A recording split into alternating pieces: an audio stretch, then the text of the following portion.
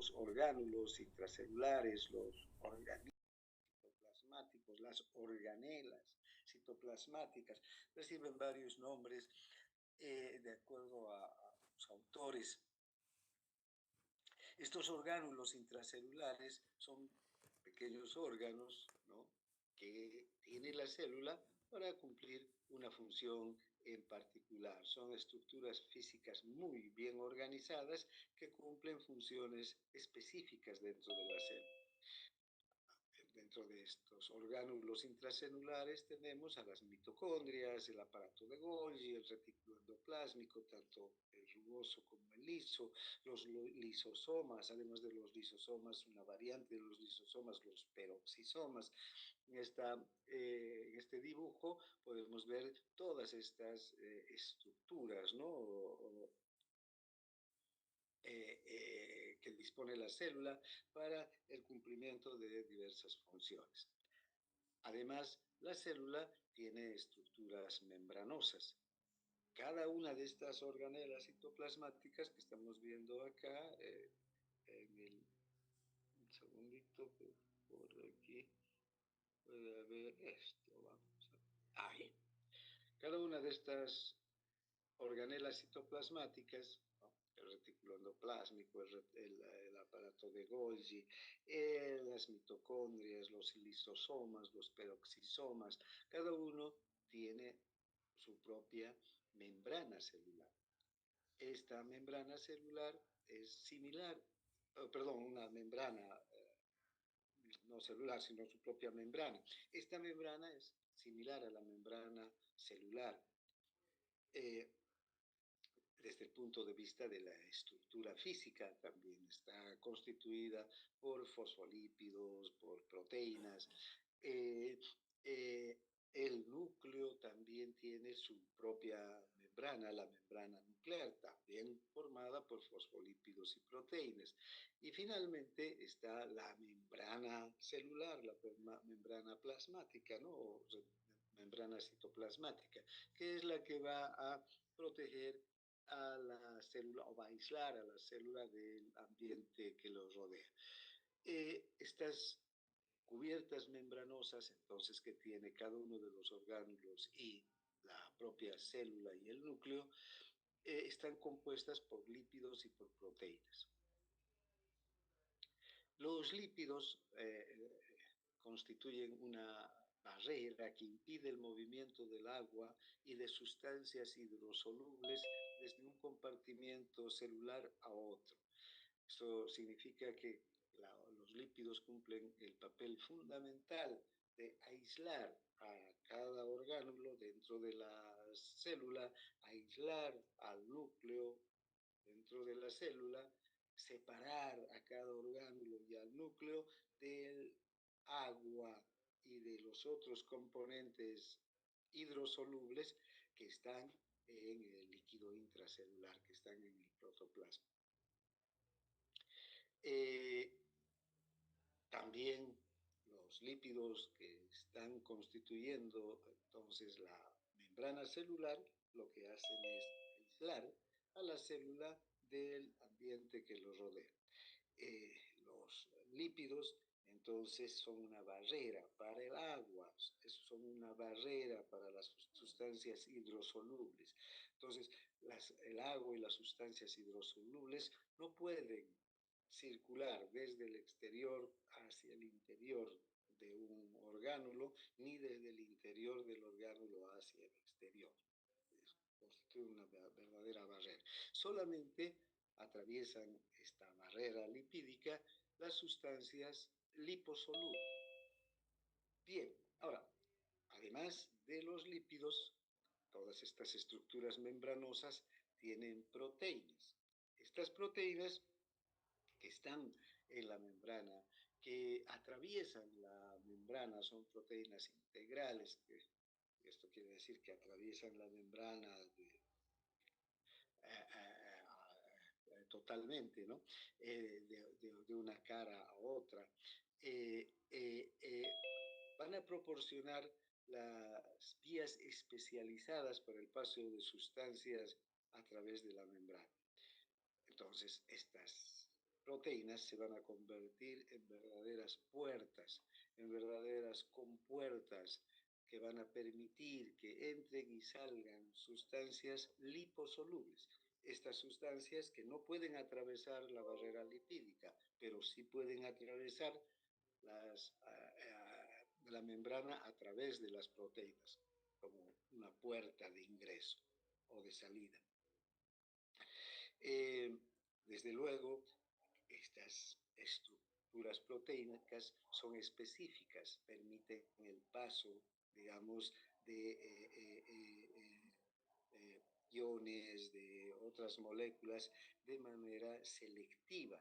Entonces, son selectivamente permeables, permiten, dan permeabilidad a la membrana, pero para cierto tipo de sustancias y en determinadas circunstancias. No hay una permeabilidad permanente, no los líquidos o las sustancias hidrosolubles no están entrando y saliendo de la célula sin, como digamos, es como que si no hubiera ninguna barrera. No, estas proteínas se abren, se cierran, permiten el paso de sustancias siempre y cuando la célula necesite que estas sustancias entren o salgan de su interior. Por otro lado, también hay proteínas que están en la membrana y que son receptores de neurotransmisores, de hormonas en general, que si bien no permiten el paso de sustancias al interior de la célula directamente a través de la proteína, mandan señales. Son estructuras especializadas en mandar señales, mensajes al interior de la célula. ¿Para qué? Para que en el interior de la célula se desencadene una serie de reacciones bioquímicas, fisiológicas que permiten una función específica de la célula, ¿no? Una hormona se une a su receptor, a una de estas proteínas, en la parte de la cara extracelular de la membrana, y desde ahí envía un mensaje a través de la proteína para que se desencadenen muchas acciones bioquímicas, fisiológicas, físicas al interior y que se produzca una función. También dentro de la propia membrana existen enzimas que van a catalizar reacciones químicas. Hay enzimas de membranas, se llaman estas, que están generalmente en la cara interna de la membrana, la que da al líquido intracelular, la que está en contacto con el citoplasma, y entonces estas enzimas, cuando son activadas, también desencadenan una serie de reacciones bioquímicas dentro de la célula. Son estructuras, vean, que permiten la comunicación de la célula con el exterior y además permiten el intercambio de sustancias de la célula con el exterior. Los lípidos forman esa barrera infranqueable para sustancias hidrosolubles, pero las proteínas permiten la comunicación y el paso de esas sustancias que los lípidos impiden pasar. Bien, aquí tenemos la estructura de la membrana citoplasmática. ¿Ven? Tenemos fosfolípidos, la bicapa lipídica se llama, tiene dos capas de fosfolípidos. Estas esferas con cola que tenemos acá son los fosfolípidos. Cada una de estas esferas constituye la cabeza de los fosfolípidos, y estos dos, digamos, apéndices constituyen la cola de los fosfolípidos. Estos fosfolípidos están ordenados en dos filas, ¿no? Una cuyas cabezas dan al líquido extracelular y otra cuyas cabezas dan al líquido intracelular. Las colas, por su parte, forman la parte más interna de la membrana, y esta es la parte más digamos, hidrófoba. ¿Qué quiere decir hidrófoba? Que no permite el paso del agua ni de sustancias hidrosolubles, pero sí permite el paso a través de estas estructuras moleculares de sustancias liposolubles, sustancias que se disuelven en los lípidos, como el oxígeno, el dióxido de carbono, el alcohol y otras sustancias que produce nuestro organismo. Esta es la estructura en general entonces de las membranas, tanto la membrana celular, la membrana nuclear, la membrana del retículo endoplásmico, la membrana del aparato de Golgi, tienen bicapas lipídicas parecidas a esta. Además, aquí están las proteínas, ¿no? Estas son las proteínas integrales, las que atraviesan la célula o la membrana, perdón, y comunican el exterior con el interior. Además, estas proteínas no solamente van a permitir, van a ser vías de paso, sino también son enzimas. Hay muchas enzimas que actúan produciendo reacciones bioquímicas en el interior de la célula. Bien, esta membrana celular o membrana plasmática cubre la célula. Es una estructura elástica, fina, flexible. Tiene un grosor de entre 7.5 a 10 nanómetros. Muy, muy delgada. Desde luego una célula que mide micrómetros necesita una membrana que mida nanómetros, ¿no? Y las sustancias por aquí pueden atravesar con facilidad. Esta membrana está formada por proteínas, por lípidos. El 55% de la membrana está formada por proteínas y los lípidos forman aproximadamente un 22-23% de la membrana. Entonces, si ustedes observan, perdón, un 43% de la membrana, eh, o un poco más, ¿no? Eh, eh, si ustedes observan, la mayor parte de los componentes de la membrana vienen a ser las proteínas, aunque definimos a la membrana como una bicapa lipídica. Y en realidad es así, ¿no? No la definimos por la mayor cantidad de proteínas, sino porque esta bicapa lipídica es la que aísla a la célula del exterior. Y las proteínas, aunque son, digamos, las estructuras mayoritarias dentro de la membrana, son las que permiten el paso de las sustancias o envían señalizaciones desde el exterior hacia el interior para que se desencadenen procesos en el interior. Además, la bicapa lipídica tiene un porcentaje pequeño, alrededor del 3%, de hidratos de carbono. Estos hidratos de carbono forman parte de glucoproteínas, de glucolípidos, que están generalmente en la cara externa de la membrana, la que da líquido extracelular. Estas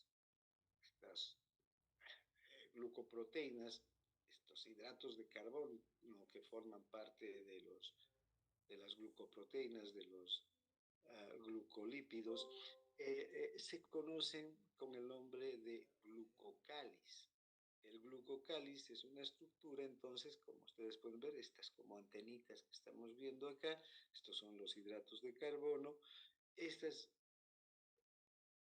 estructuras tienen diversas funciones, están sobre la cara externa de la membrana, ¿no? Sobre el lado externo, que da el líquido extracelular. Tienen funciones, el glucocálix, por ejemplo, tiene unas cargas negativas que es capaz de repeler a estructuras que pueden producir daño a las células. El glucocálix, además, permite la unión entre célula y célula, porque en los tejidos las células están unidas entre sí.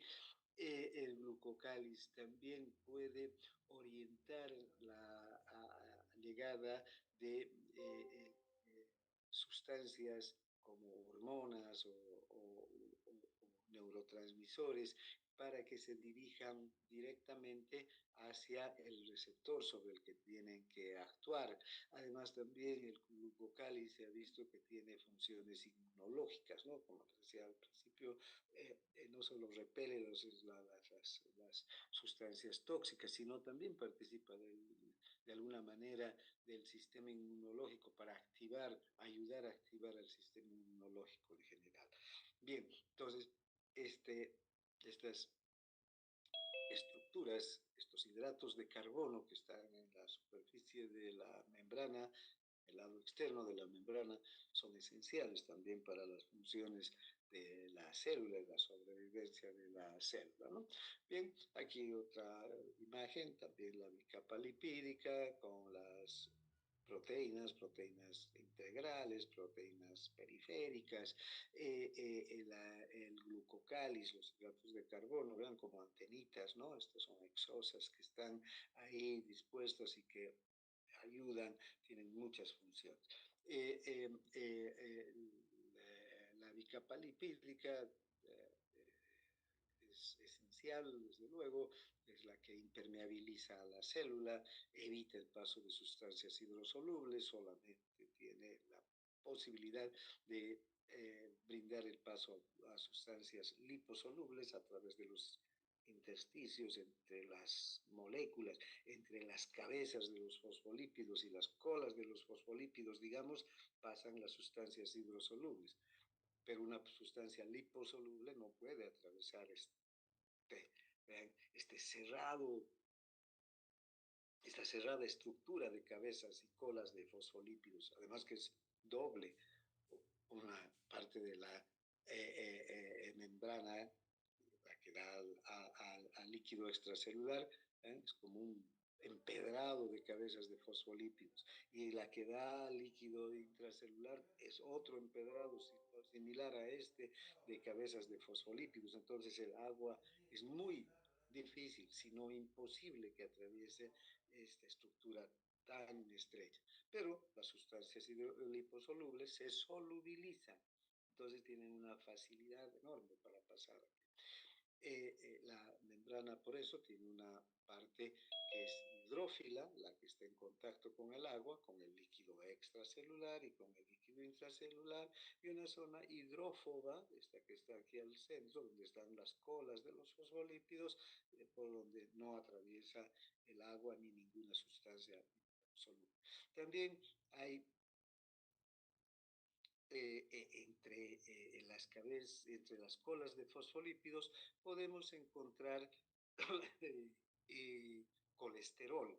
El colesterol va a favorecer la, digamos, permeabilidad a compuestos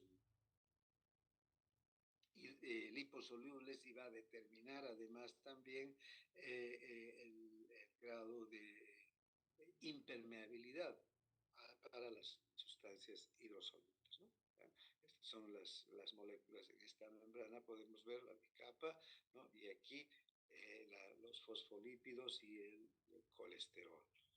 Bien, las proteínas de la membrana, ya les comentaba hace un momento, tenemos proteínas integrales, que son las que van a permitir transporte, paso de sustancias desde un lado de la membrana al otro.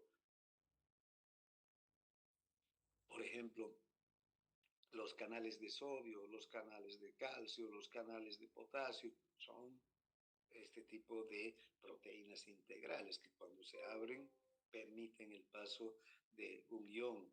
Si es el canal de sodio, simplemente va a pasar el sodio por esa proteína.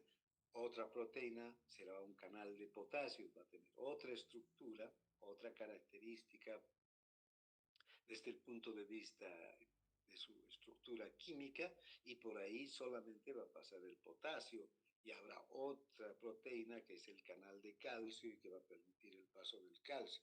Hay otras proteínas que transportan glucosa, los transportadores de glucosa. ¿Vean? Van a transportar, ¿no? A través de la proteína a la glucosa o a los aminoácidos.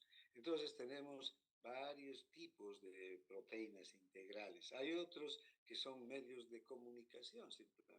Aquí se une a esta célula o a esta proteína, se une una hormona y esa hormona no va a ingresar al interior de la célula, no va a ser transportada por la proteína como la glucosa o no se va a abrir para que pase como pasan los iones. Esa proteína lo que va a hacer es cambiar de configuración, va a tener un cambio en su configuración química y ese cambio en su configuración química va a activar elementos intracelulares. Desde el punto de vista químico también va a producir otras reacciones químicas al activar otros elementos intracelulares. ¿Ven? Estas son proteínas que envían señalización, envían información al interior de la célula para que en las células se produzcan una serie de reacciones bioquímicas, fisiológicas, físicas. Y también hay proteínas periféricas. Estas proteínas periféricas generalmente son enzimas que activan a su vez también una serie de reacciones bioquímicas dentro de la célula. Los hidratos de carbono, que en general son glucoproteínas, glucolípidos, les decía hace un momento, fíjense, vendrían a ser glucolípidos, es el hidrato de carbono unido a lípidos. Este otro, una glucoproteína, el hidrato de carbono unida a una proteína. Son estas características del glucocáliz, entonces, que forman los hidratos de carbono, ya sea unidos a proteínas o unidos a los lípidos, a los fosfolípidos, son lo que se conoce como glucocáliz, ¿no? Es una delgada capa de hidratos de carbono que está en la parte externa de la membrana celular.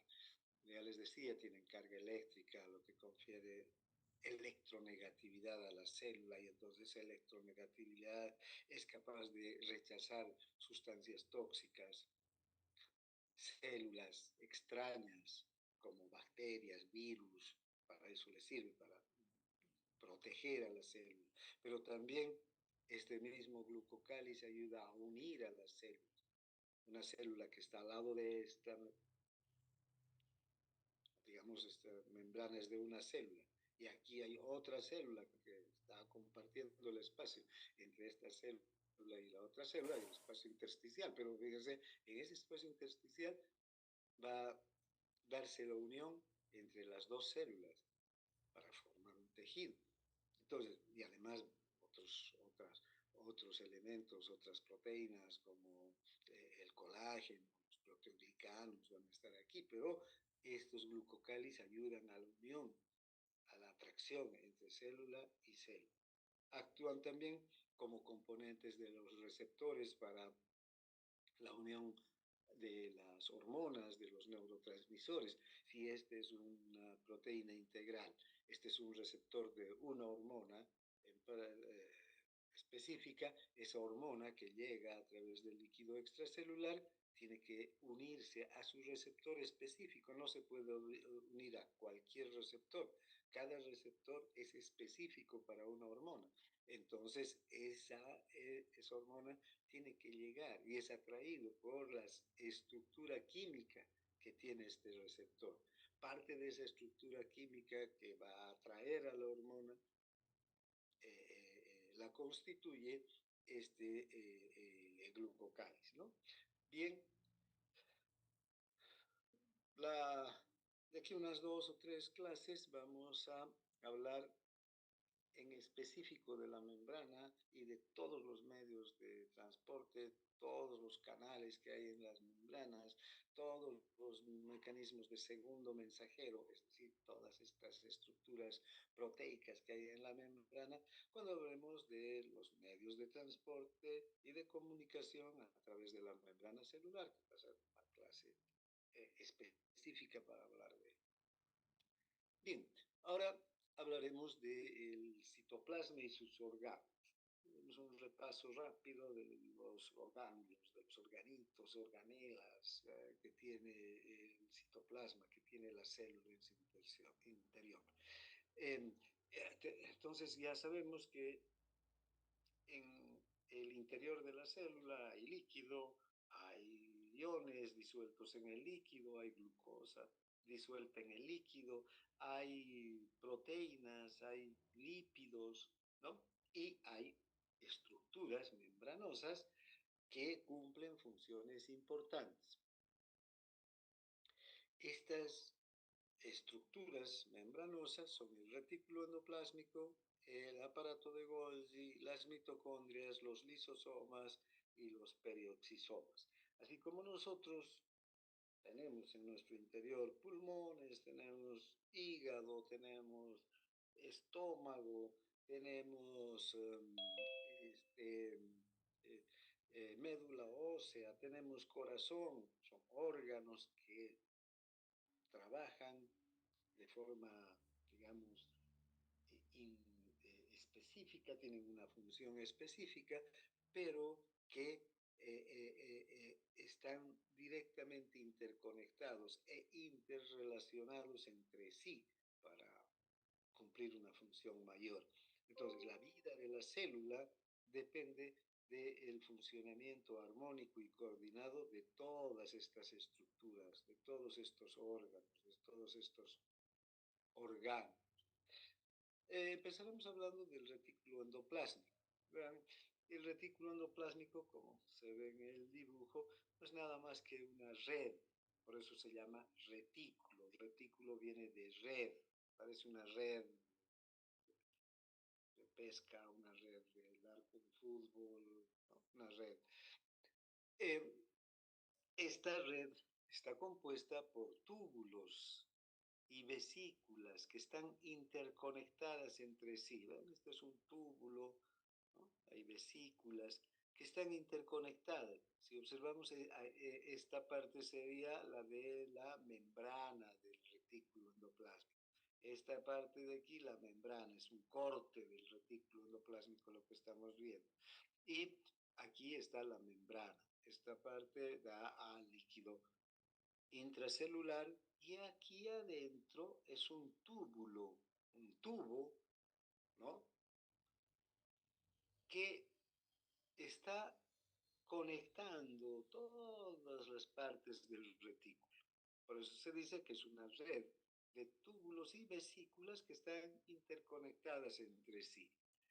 Sus membranas entonces tienen también una bicapa lipídica, ¿no? Estas estructuras pueden ser muy grandes, en algunas células pueden llegar hasta el 30 o 40 veces la superficie de la membrana celular. De hecho, en el músculo esquelético tenemos el retículo endoplásmico más grande de todas las células, es una cisterna que abarca una buena parte de el citoplasma, el retículo endoplásmico. Bien, ahora, este espacio, vean, este espacio de túbulos contiene un líquido. Este líquido se llama la matriz endoplasmática. Es diferente al citosol, al líquido intracelular, porque aquí hay en especial agua, iones también, otras sustancias, nutrientes, y lo que más hay aquí son enzimas. Estas enzimas van a proveer de una gran parte de las funciones que tiene el retículo endoplásmico. Bien, entonces, aquí, a través de estos túbulos, entonces circula un líquido, ¿no? Que se conoce con el nombre de matriz endoplasmática, y esa matriz endoplasmática tiene agua, tiene iones, tiene otros nutrientes y tiene enzimas. Eso es una cosa importante, enzimas que van a catalizar reacciones bioquímicas que caracterizan las funciones del retículo endoplásmico. Ahora, el retículo endoplásmico se divide en dos, ¿no? Un retículo endoplásmico rugoso y un retículo endoplásmico liso. Rugoso, que los primeros microscopistas cuando observaron pensaban que, o lo compararon al retículo endoplásmico rugoso con ropa que no estaba planchada, que estaba arrugada, como si estuviera dentro de la célula ordenada una cantidad de ropa que no está planchada, que está arrugada, y al lado de esa ropa arrugada ha ordenado otro, digamos, otra cantidad de ropa recién planchada. Entonces, a la una parte la llamaron retículo endoplásmico rugoso, a esta parte arrugada, y a la otra la llamaron retículo endoplásmico liso, a esta parte que no tenemos. Ahora, con el desarrollo de la óptica y de la microscopía, se vio que en realidad el retículo endoplásmico rugoso no es el retículo que sus paredes estén arrugadas, sino que eh, da la apariencia de estar arrugada al microscopio óptico. ¿Por qué? Porque en la superficie está tachonado, está lleno de qué? De otras estructuras, pequeñas estructuras que se llaman ribosomas. Estos ribosomas están formados por una mezcla de ARN y proteínas. Estos ribosomas se sintetizan, se fabrican en realidad en el nucleolo, desde ahí son transportados hasta el retículo endoplásmico liso, son transportados por partes, y en el retículo endoplásmico liso se arman, se ensamblan perdón, al retículo endoplásmico rugoso, ahí se ensamblan los ribosomas y forman una estructura especializada para sintetizar proteínas. Entonces, el retículo endoplásmico rugoso tiene esas características, tiene los ribosomas. Los ribosomas sintetizan proteínas. Entonces, este retículo va a ser el que va a encargarse de sintetizar las proteínas que tenemos en la célula. ¿Ven? Estas proteínas que se sintetizan en la célula suelen tener una estructura primaria. La estructura, eso lo van a ver muy bien en bioquímica, pero les, para comentar y para que vayamos entendiendo la importancia del retículo y de el contenido de la matriz endoplasmática. Esa proteína, una estructura primaria, todavía no es la estructura final de la proteína que va a tener cierta utilidad, una utilidad específica dentro de la célula. Está en proceso de ser elaborada. Entonces, esa proteína pasa del ribosoma a la matriz endoplasmática, aquí. Y aquí las enzimas que tiene esta matriz endoplasmática se encargan de procesar a esa proteína, a esa preproteína, digamos, esa proteína en estado primario. Entonces, aquí esta proteína va a perder una parte de los aminoácidos, va a perder su peso molecular, va a ser más liviana, y desde aquí va a ser transportada hasta el aparato de Golgi, donde va a sufrir su último procesamiento. Bien, entonces esa es la característica del retículo endoplásmico liso. Perdón, rugoso. En cambio, el retículo endoplásmico liso, esta parte de que está aquí abajo, no tiene ribosomas, ¿no? No tiene la apariencia rugosa. ¿De qué se ocupa entonces este retículo? Porque no tiene los ribosomas que sintetizan proteínas. Este retículo, con sus enzimas que están en la matriz endoplasmática, sintetiza sustancias lipídicas, ¿no?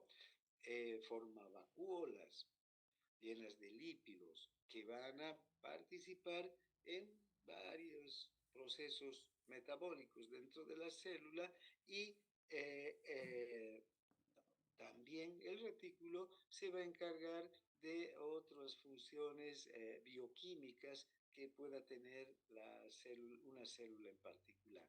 Entonces aquí la principal función del retículo liso, al no tener ribosomas, es la de la síntesis de sustancias lipídicas.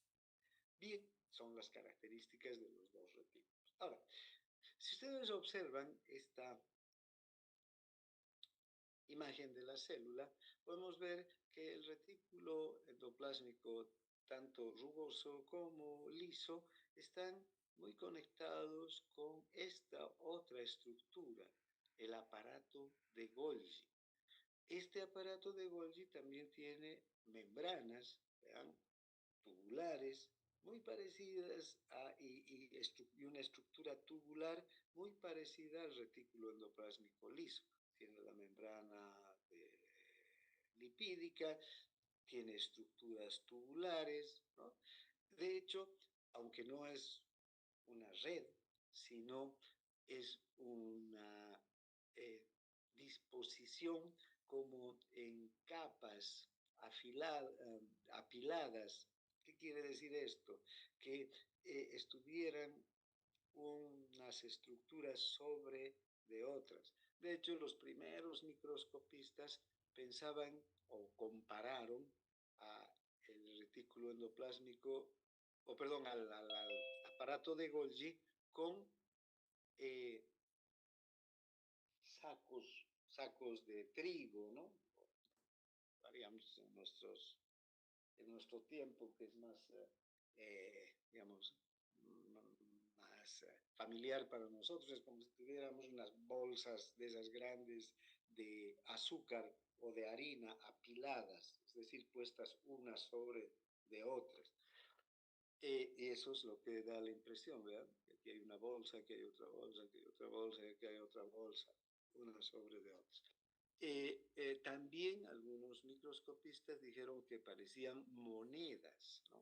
Una moneda, otra moneda, apiladas unas sobre otras. Bien, el hecho es que esta apariencia de sacos o monedas, en realidad lo que es, uh, o lo que es, claro, eh, una estructura, es una estructura membranosa, ¿no?, que en su interior también tiene una matriz, tiene líquido, tiene iones y también tiene enzimas. Ahora, fíjense, hacia el aparato de Golgi, el retículo endoplásmico envía unas vesículas, sus vesículas secretoras, cargadas de todos los productos que sintetizan el aparato o el retículo endoplásmico. Si es el retículo endoplásmico, está enviando estas vesículas cargadas de proteínas. Si es el liso, está mandando vacuolas cargadas de lípidos. Cuando llegan al aparato de Golgi, las enzimas también que tiene el aparato de Golgi en su interior se van a ocupar de hacer el último procesamiento de las proteínas. Esto quiere decir que van a actuar sobre esa preproteína y van a hacer que pierda una cantidad de aminoácidos, se vuelve una cadena polipeptídica más chica y alcance su configuración final. Ya esa es una proteína lista para ser enviada al lugar donde va a cumplir una función, ya sea una función estructural, ya sea una función funcional, ya sea una enzima, ya sea una proteína de membrana, ya sea un canal, ya sea una bomba ATPasa, ya sea un receptor de la hormona insulina, cualquier función que vaya a ir a cumplir en la membrana o en el interior de la célula, ¿no? ¿Ven? Entonces esa es la característica del retículo, eh, el aparato de Golgi. Este aparato de Golgi, entonces, para enviar estos productos finales ya de la síntesis de proteínas, de lípidos, ¿qué es lo que forma? Estas vesículas, vesículas de Golgi también se llaman, ¿no? Y los libera, ¿no? Eh, y una vez procesadas ya estas sustancias, se almacenan en vesículas secretoras. Algunas células, por ejemplo, las células nerviosas, las células glandulares, lo que van a hacer con estas vesículas es almacenar sustancias que luego van a secretar, las van a liberar hacia el exterior. Estas vesículas van a llegar hasta la membrana y por exocitosis se van a liberar en el exterior, ¿no? Y van a enviar sus productos hacia la circulación. Por decir, la célula pancreática, por ejemplo, la célula del el componente exócrino del páncreas va a producir enzimas digestivas en el retículo endoplásmico rugoso, en los ribosomas. Esas enzimas digestivas van a seguir todo este proceso, ¿no? De pasar de una proenzima a una proenzima, luego a la enzima, y van a ser liberadas hacia el los canalículos del páncreas. El páncreas, desde estos canalículos, se van a dirigir hacia el conducto pancreático y finalmente van a terminar en el duodeno, donde van a participar de la digestión de los nutrientes que consumimos a diario. Si, por el contrario, por ejemplo, en el componente endocrino del páncreas se produce la insulina en las células beta. La insulina también es una proteína, ya no es una enzima, pero es una hormona proteica, tiene una estructura de proteína. También esa insulina, la preproinsulina, se va a sintetizar en el ribosoma, va a pasar a la matriz, va a perder parte de sus aminoácidos, luego va a ir hacia el, el aparato de Golgi, va a seguir siendo procesado hasta que por fin va a ser empaquetada en vesículas. Estas vesículas se van a vertir hacia el exterior y la insulina se va a dirigir a través de la sangre hacia todas las células donde tiene una función específica en el organismo. Entonces, eso es lo que así funciona, vean, directamente asociado al retículo endoplásmico este aparato de Golgi. Hay una asociación muy estrecha entre estas dos estructuras. Ahora, del aparato de Golgi también salen lisosomas. ¿Qué son los lisosomas? ¿No? A partir del propio aparato de Golgi se forman los lisosomas. Entonces los lisosomas tienen también una membrana, una bicapa lipídica, y en su interior tienen una matriz, un líquido, iones y enzimas. Estas enzimas que tienen los lisosomas ya no van a ir a servir a otro lugar, digamos, como las enzimas pancreáticas que se van a dirigir hacia el intestino para producir ahí la digestión de los nutrientes.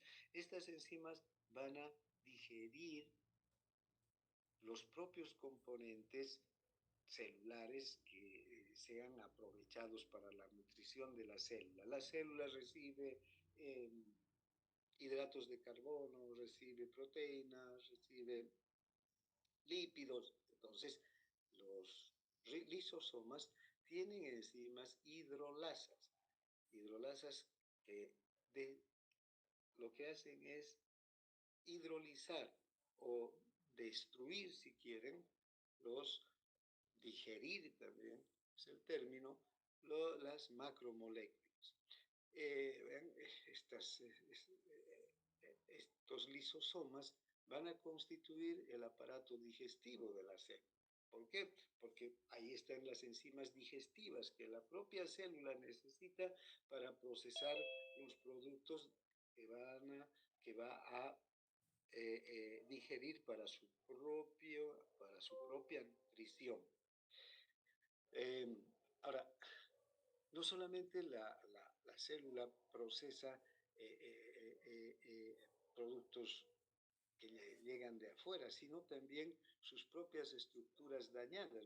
Tiene sus propias enzimas hidrolasas, la célula, que se ocupan de hacer reparaciones, por ejemplo, de la membrana. Si la membrana está deteriorada en algún sector, cualquiera de las membranas, de la membrana celular, la nuclear o de cualquier organito citoplasmático, se ha deteriorado, estas enzimas hidrolasas lo que hacen es digerir esa estructura dañada. ¿Para qué? Para que la célula la repare.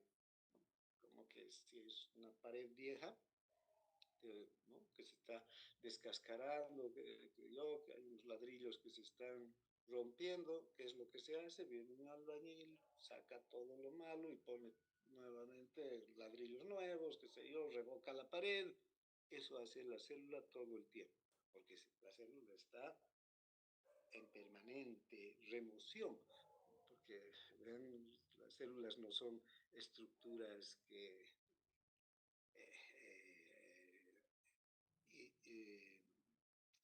que duran toda la vida, es decir, no son estructuras definitivas que con el mismo aparato de Golgi, el mismo y con la misma membrana permanecen los 80 años que vive un individuo, una célula nerviosa, por ejemplo, ¿no? Esa célula va a cambiar, va a remozarse permanentemente porque es una estructura material que se deteriora y es necesario hacer reparaciones. Esto es lo que hace la célula con estos lisosomas, ¿no? Además, las partículas de alimentos que ha ingerido. Y en algunos casos, como los macrófagos, los neutrófilos, que fagocitan otras células, bacterias, virus, entonces estas enzimas les sirven para digerir a esas sustancias que ha fagocitado y aprovechar todos los nutrientes que tengan estas bacterias o estos virus que han sido fagocitados, que han sido comidos, si quieren, por la célula, por el macrófago o el neutrófilo. Estas enzimas entonces son de tipo hidrolasa, ¿sí?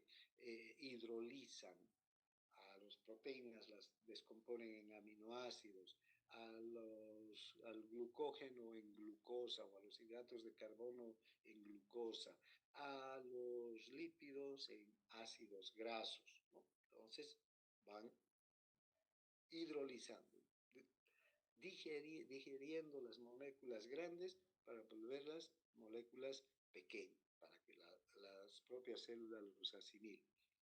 Luego tenemos peroxisomas. Estos peroxisomas físicamente son similares a los lisosomas, muy similares. Además, también se forman en el aparato de Golgi de la misma manera que los lisosomas. La única diferencia es que contienen, en vez de enzimas hidrolasas, contienen oxidasas. Estas enzimas oxidasas tienen otra función. Combinan el oxígeno con el hidrógeno para formar peróxidos de hidrógeno. El peróxido de hidrógeno es oxidante. ¿Y qué es lo que va a hacer? Va a oxidar a sustancias que pueden ser nocivas para la célula. Esta oxidación de esas sustancias nocivas para la célula significa la muerte de esas sustancias que son nocivas para la célula. Una sustancia oxidante y que tiene este peróxido es el agua oxigenada, que se utiliza para curar heridas, ¿no es verdad? Ustedes han debido ver que para limpiar una herida se echa el agua oxigenada y empieza a producir incluso burbujas el agua oxigenada. ¿Qué está haciendo? Está reaccionando con sustancias orgánicas con sustancias que están produciendo un daño en el tejido para eliminarlas, para matar si hay bacterias, si hay virus, si hay parásitos. Esta agua oxigenada va a ayudar a eliminarlos. Exactamente eso es lo que tienen las células en su interior, en estas enzimas hidrolasas, estas formas de peróxidos de hidrógeno agua oxigenada, pues, que es el peróxido de hidrógeno, que es capaz de matar, de causar incluso la lisis, ¿no? Varios, de varias estructuras intracelulares. Bien, entonces estos peroxisomas son importantes.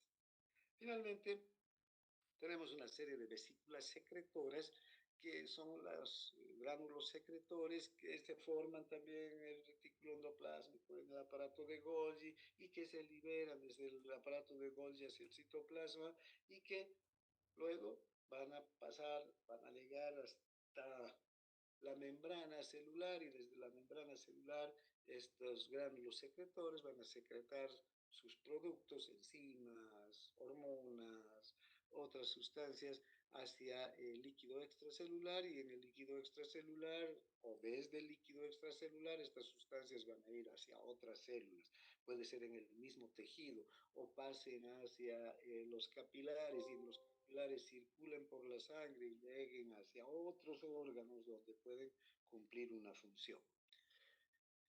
Finalmente están las mitocondrias. Estos son los centros neurálgicos, ese atributo que tienen estas mitocondrias. ¿Qué quiere decir centro neurálgico? Es el centro de mayor importancia dentro de la célula. ¿Por qué? Porque esta mitocondria es la encargada de producir energía. Sin energía no vive la célula. Ya vean la importancia que tiene, por ejemplo, la energía ahora que estamos viendo con esta escasez de gasolina. Todo se está paralizando, y no solamente paralizando, sino que además la gente está empezando a molestarse, a entrar en exasperación, porque no hay energía para que vayamos a trabajar, para que cumplamos con nuestras funciones, ¿no? Las fábricas, los del campo, en fin, todos estamos siendo afectados. Lo mismo sucede en la célula. Si no hay ATP, la célula empieza a caer y puede morir. Por eso es un centro neurálgico,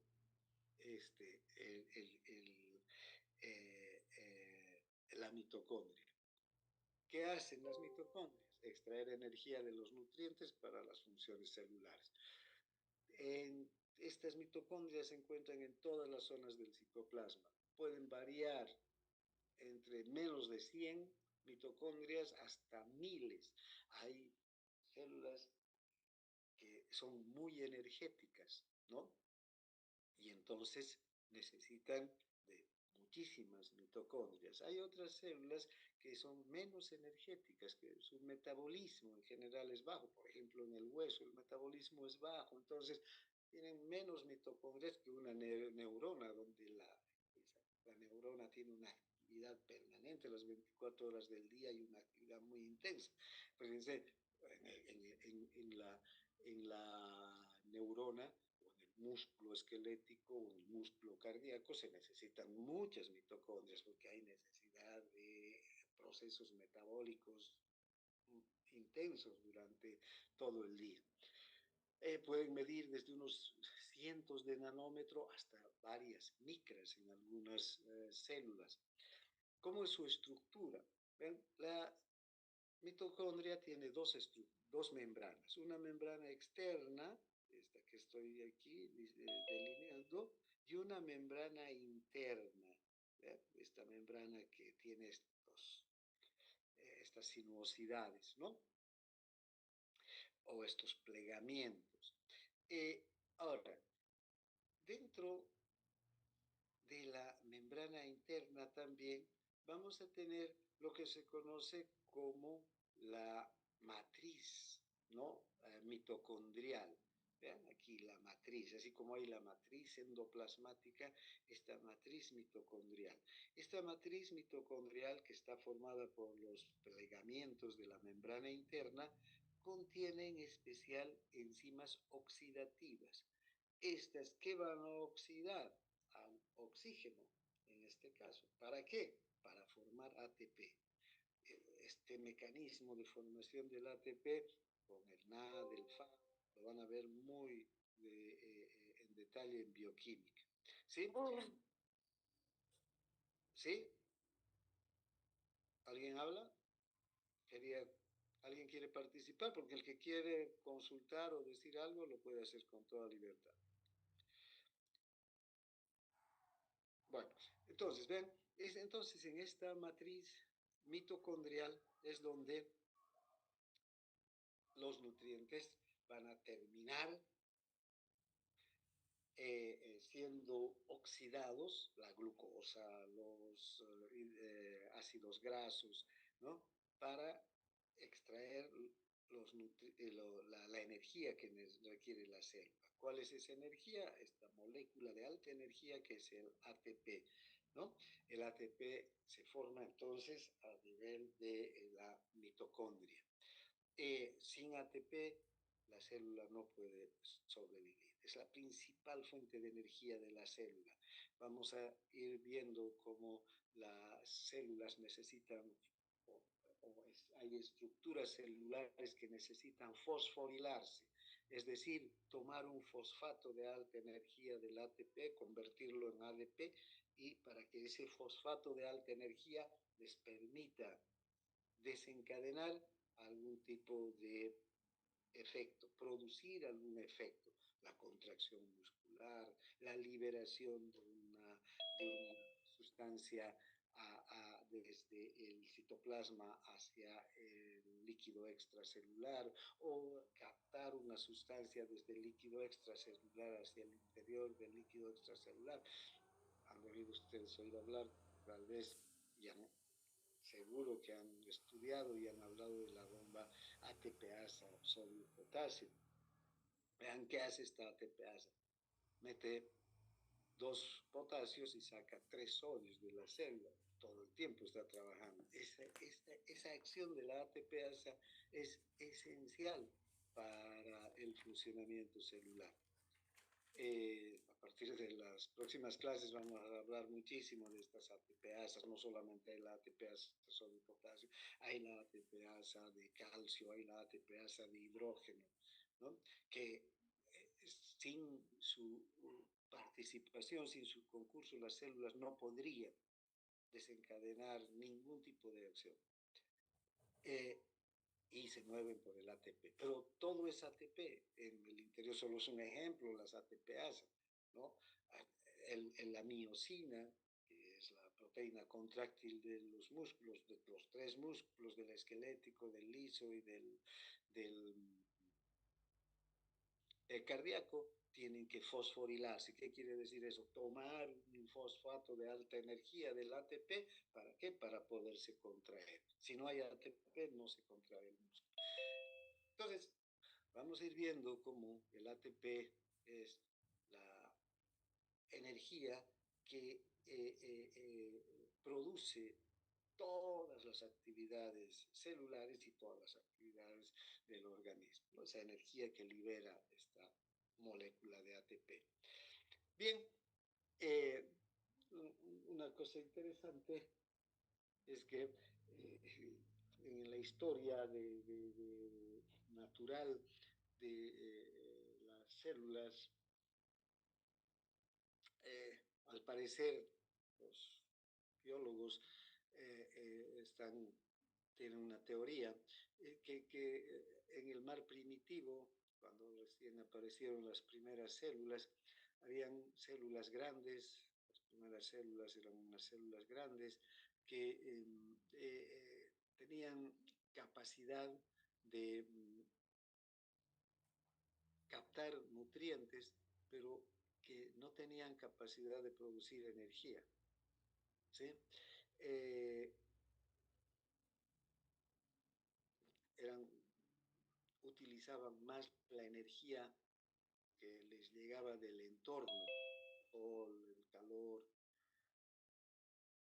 pero no podían producir su propia energía, pero tenían capacidad de captar nutrientes del medio líquido en el que estaban.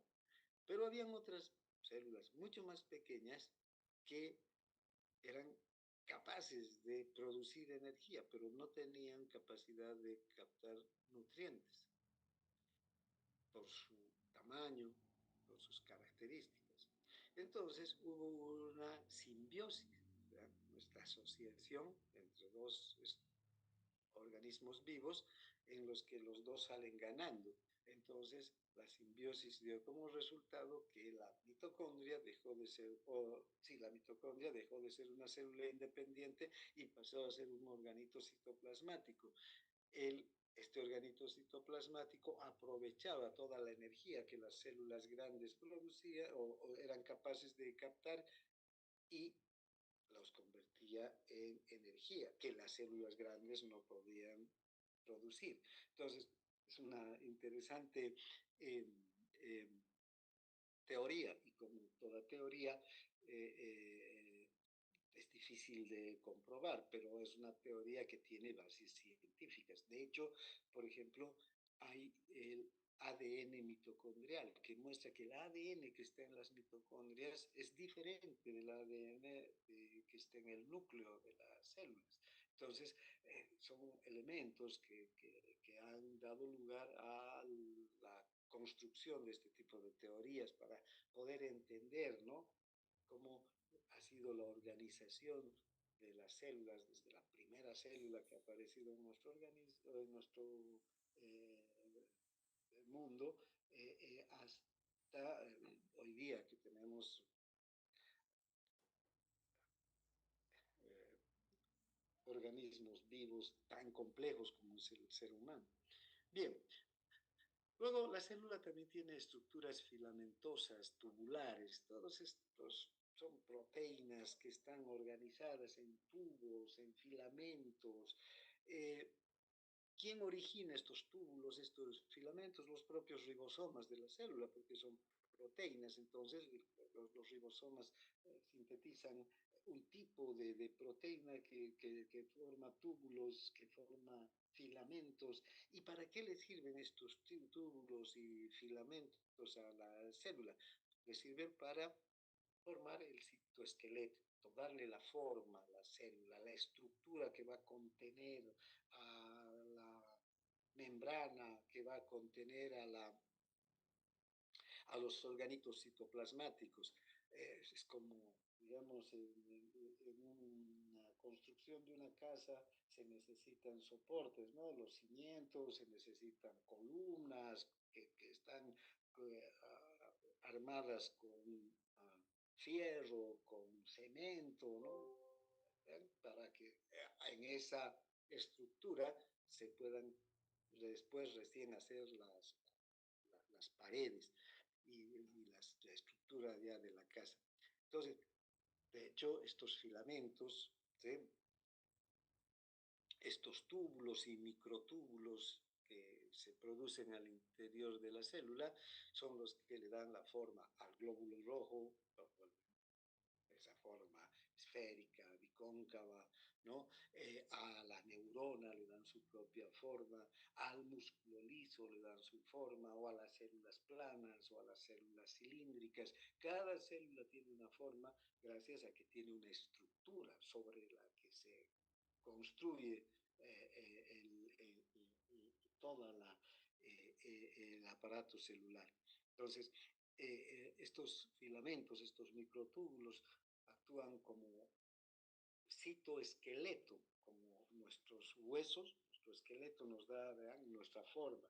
Nosotros tenemos nuestra forma porque nuestros huesos son de una forma diferente que la forma de los perros, por ejemplo, o de los gatos, o de los pájaros.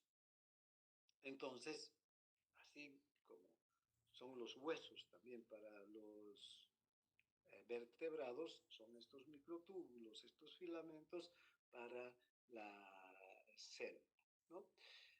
Finalmente está el núcleo, que es el centro de control de la célula, contiene grandes cantidades de ADN. ¿Qué es el ADN? Son los genes. ¿Qué son los genes? Son los, las estructuras en las que está escrito todo el código genético. ¿Y qué tiene este código genético? Que está escrito en el código genético las características de la célula, desde la forma de la célula hasta las funciones que va a tener la célula. Entonces, el código genético de una eh, eh, célula que forma un glóbulo rojo va a ser diferente al código genético de una célula que forma una neurona, porque la forma y las funciones de estas dos células son diferentes. Cada una tiene entonces su propio código genético que le ayuda a qué? A determinar las características de las proteínas celulares. Ya hemos visto que las estructuras de las células están formadas por proteínas, pero además las funciones de la célula lo van a determinar también las enzimas, que son proteínas. Unas células tienen unas enzimas que realizan unas reacciones químicas que tienen un objetivo y otras células tienen otro tipo de enzimas que tienen unas reacciones químicas que tienen otro objetivo diferente. Entonces, vean, cuando hablamos de que el código genético tiene que ver con la producción, la síntesis de proteínas, estamos refiriendo tanto a proteínas estructurales como a proteínas funcionales. Controlan además y promueven la reproducción de las células. Las células que se reproducen lo hacen a partir del ADN. ¿Qué hace el ADN? Se divide en dos ADNs, ¿no? Idénticos, para que la célula se pueda dividir en dos células idénticas, ¿no? De esta manera, las células hijas son siempre iguales, semejantes a las células madres, ¿no? Eh, eh, estos genes entonces son los que van a determinar que en la mitosis, por ejemplo, en el periodo de interfase se ve la cromatina y esta cromatina se organiza en cromosomas. ¿Para qué? Para formar dos, digamos, dos eh, tipos de cromosomas que son exactamente iguales, una célula de la célula madre y otra de la célula hija. Entonces, se organiza así. La membrana nuclear, el núcleo tiene una membrana nuclear, consiste en dos membranas bicapas separadas una dentro de la otra. Fíjense, entonces aquí esta es la membrana nuclear y podemos ver que esta membrana nuclear tiene dos bicapas, ¿no? No tiene una sola. Eso es importante porque si ustedes observan, aquí hay una bicapa, aquí hay otra y por aquí hay unas comunicaciones a través de la membrana con el retículo endoplásmico. Esta bicapa a membrana externa entonces del núcleo se va a comunicar directamente con el retículo endoplásmico que está en el citoplasma. ¿Por qué es importante esto? Porque por aquí pasa quién, el ARN mensajero, trayendo el código genético desde el núcleo hacia el citoplasma, hacia los ribosomas, para que se pueda producir la síntesis de proteínas, ¿no? A través de dónde se produce esta comunicación o este paso del ARN a través precisamente de estas continuidades que hay entre la membrana externa y el retículo endoplásmico. Además hay miles de poros que atraviesan la membrana, en los poros hay complejos de moléculas proteicas. Estos complejos de moléculas proteicas permiten el paso de sustancias, son proteínas que pueden determinar qué tipo de sustancias van a ingresar al núcleo y qué tipo de sustancias no van a ingresar al núcleo. El núcleo es una estructura muy protegida. ¿eh? Tiene, esta, estas proteínas, estos poros miden 9 nanómetros y pueden pasar moléculas de hasta 44.000 de peso nuclear, ¿no? Que son moléculas que el núcleo va a necesitar para cumplir con sus funciones vitales. En el núcleo están los nucleolos, en los nucleolos se forman los ribosomas. ¿Qué son los nucleolos? Una acumulación de grandes cantidades de ARN ribosómico. Ese ARN ribosómico, que vamos a ver en las próximas clases, tenemos varios tipos de ARN, el ARN mensajero, el de transferencia, el ribosómico. Este ARN que está en los ribosomas es el ARN ribosómico, además proteínas. Y juntos el ARN ribosómico y las proteínas forman, actúan conformando o sintetizando los ribosomas. Entonces, los ribosomas, ¿dónde se forman? En el núcleo, justamente en el nucleolo, ¿sí? Hay genes específicos del ADN que dan lugar a la síntesis de proteínas para que se sinteticen los ribosomas, ¿no? Primero, este ADN va a formar ARN, luego parte de ese ARN se va a anular en el nucleolo, ese es el ARN ribosómico, y luego se va a transportar a través de poros hacia el citoplasma. ¿Para qué sirve? Para ensamblar los ribosomas maduros. Entonces, estos ribosomas empiezan a ser sintetizados en el nucleolo, luego son transportados, digamos, en partes que hasta llegar al retículo endoplásmico rugoso, y en el retículo endoplásmico rugoso se van a armar, se van a ensamblar a su forma definitiva. Estos ribosomas son fundamentales para la síntesis de proteínas. Sin ribosomas no hay síntesis de proteínas. Bien, entonces, vean, aquí podemos ver la comparación entre los tamaños de las células. Nuestra célula tiene, digamos, un rango de 5 a 10 micrómetros o más de tamaño. Algunas células pueden ser más grandes todavía, pero en ese rango, de entre 5 y 10 micras. Una bacteria tiene una micra, una rickettsia tiene 350 nanómetros, un virus largo, grande, unos 150 nanómetros, y un virus de los más pequeños, 15 nanómetros. Entonces, nuestra célula es una célula grande, ¿no? Tiene muchas características, tiene una membrana, tiene organitos citoplasmáticos, un núcleo muy importante que ocupa una buena parte del citoplasma, porque necesita comandar las funciones. Ahora, vamos a ver que van variando también entre nuestras células estas características. Por ejemplo, los glóbulos rojos pierden el núcleo a medida que van madurando en la médula ósea hasta llegar a ser un reticulocito que va ya a salir a la circulación. Pierden el núcleo, pero en cambio, ¿qué es lo que ganan? Hemoglobina, se cargan de hemoglobina y pierden núcleo, pierden los organismos citoplasmáticos. Pero también eso va a determinar que un glóbulo rojo tenga un periodo de vida corto, ¿no? Unos 120 días tiene de término de vida un glóbulo rojo. Este glóbulo rojo se deteriora, envejece y al final muere, entonces tienen que ser fagocitados por los macrófagos. No hay reparaciones que se realicen dentro de este glóbulo rojo. Conforme va funcionando, se va deteriorando, así como un auto que lo sacamos de la fábrica, pero nunca le hacemos ninguna reparación porque no tenemos las posibilidades de repararlo, se va envejeciendo, va destartalándose hasta que al final ya deja de funcionar. Exactamente eso le pasa al glóbulo rojo, ¿no? Pero son características entonces diferentes frente a una célula nerviosa.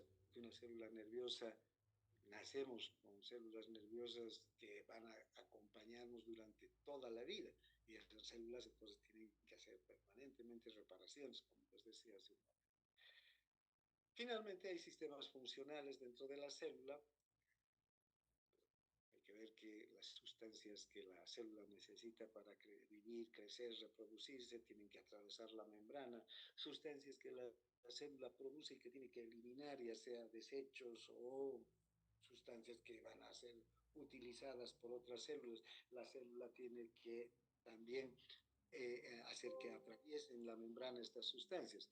¿Cómo se mueven estas sustancias? Ya sea por difusión, que es un movimiento simple, un movimiento aleatorio de las moléculas a través de la membrana, o por transporte activo. Aquí ya hay necesidad de, se llama transporte activo, porque este movimiento ya no es solo por el propio, por la propia, digamos, por el propio movimiento aleatorio de las sustancias, sino necesita de una eh, eh, eh, eh, proteína transportadora. Esta proteína transportadora necesita de una fuente de energía externa como el ATP para que las sustancias puedan moverse.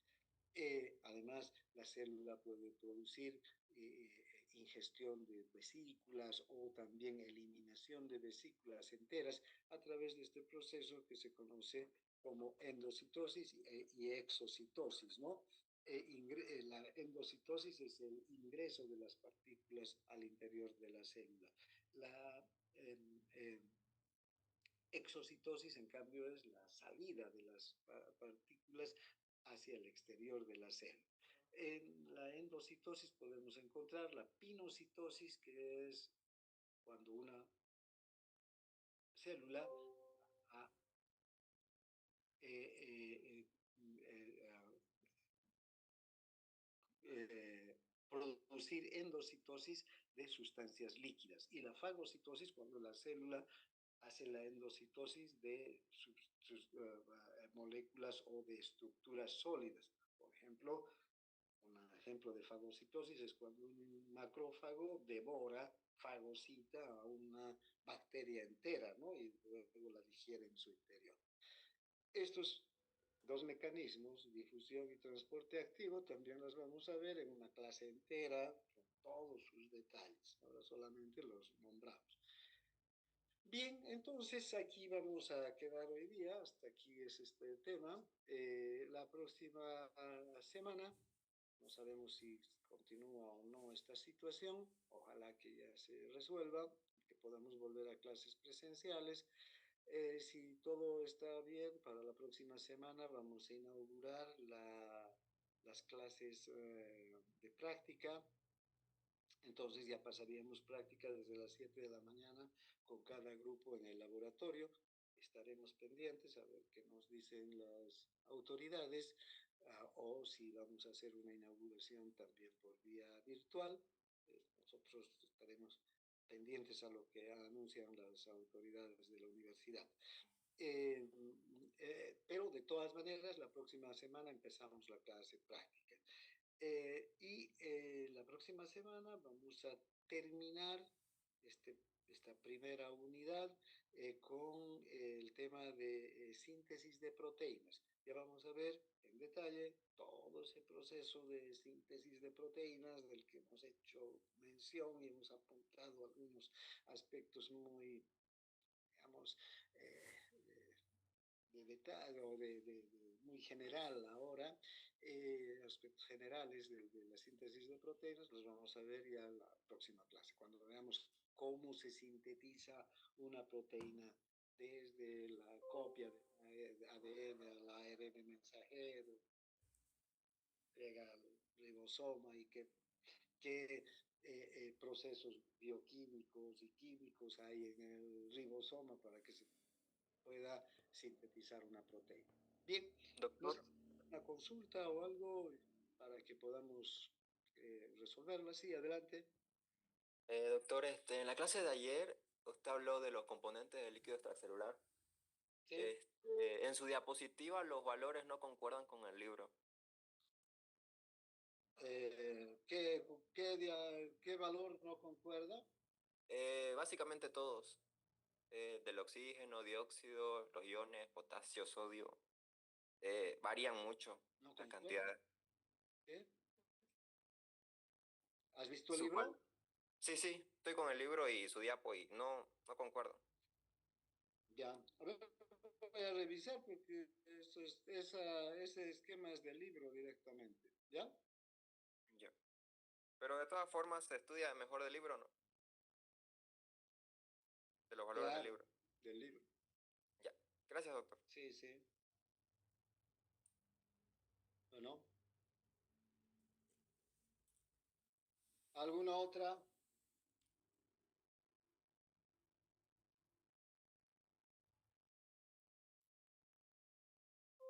¿Algo más que quieran opinar? Si no hay nada más, nos vemos la próxima semana. Gracias por su participación y atención. Hasta la próxima clase, doctor. Hasta luego. luego. Hasta luego, doctor. Gracias. Hasta luego. Hasta luego. Hasta luego, doctor.